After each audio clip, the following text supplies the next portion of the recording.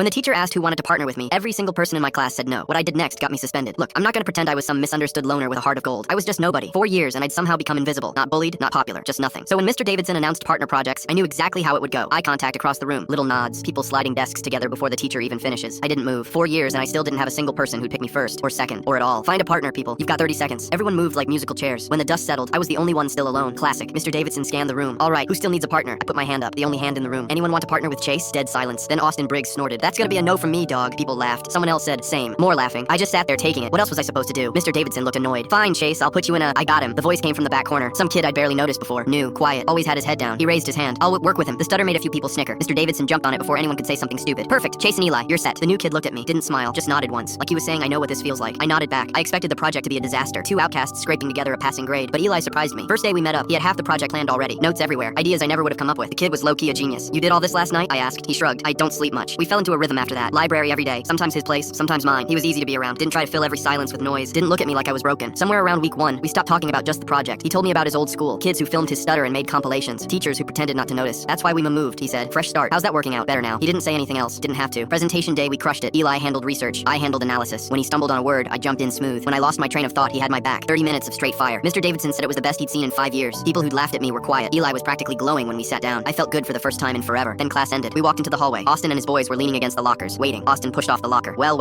if it isn't the dynamic duo. His boys laughed. That rehearsed laugh. Solid presentation in there, Austin continued. Real moving, especially the part where your boy sounded like a broken record. He looked right at Eli. What's wrong, bro? Kick a cat got your tongue? Eli didn't respond. Just stood there frozen. I'd seen that look before. The look of someone who's been here too many times. Leave him alone, I said. Austin turned to me slowly. Excuse me? Did the kid nobody want to just try to tell me what to do? I didn't back down. I said leave him alone. Austin stepped closer. Or what? His boys circled around us. One of them pulled out his phone, recording. Say something, Eli, Austin said. Give the people what they want. Eli tried to speak. I what? Austin mocked. His boys were dying laughing. Something in me broke. Not broke down. Broke open. I grabbed the phone out of the kid's hand and smashed it against the locker. The hallway went dead silent. Then Austin swung at me. I ducked and swung back. Hit him square in the mouth. After that, it was a blur. Fists, bodies, lockers. I got hit more than I landed, but I didn't stop. Teachers finally pulled us apart. I was bloody, breathing hard. Austin was on the ground with a split lip. His boys had already scattered the second adults showed up. Eli was still standing there, eyes wide, like he couldn't believe what he just saw. I got suspended for 5 days. Austin got detention for 2. His boys didn't get anything. Welcome to high school. Day 3 of sitting at home, my doorbell rang. I opened it and Eli was standing there with his backpack on. What are you doing here? Skipping? You're skipping school? You? He shrugged. Felt wrong being there without you. We went up to my room, played video games, ate junk food, didn't talk about the fight. Around hour 4, he paused the game. Why'd you do it? Do what? Fight them. You got suspended. You got hurt. For me. I thought about it for a second. You remember when Davidson asked who wanted to be my partner and everyone said no? Yeah. You said yes. You didn't know me. You had no reason to, but you said yes anyway. I looked at him. Nobody's ever done that for me before either. He didn't say anything, just unpaused the game, but I could tell he was smiling. We finished out high school together, then college, then life. That was 10 years ago. He's still my best friend. Some bonds don't break.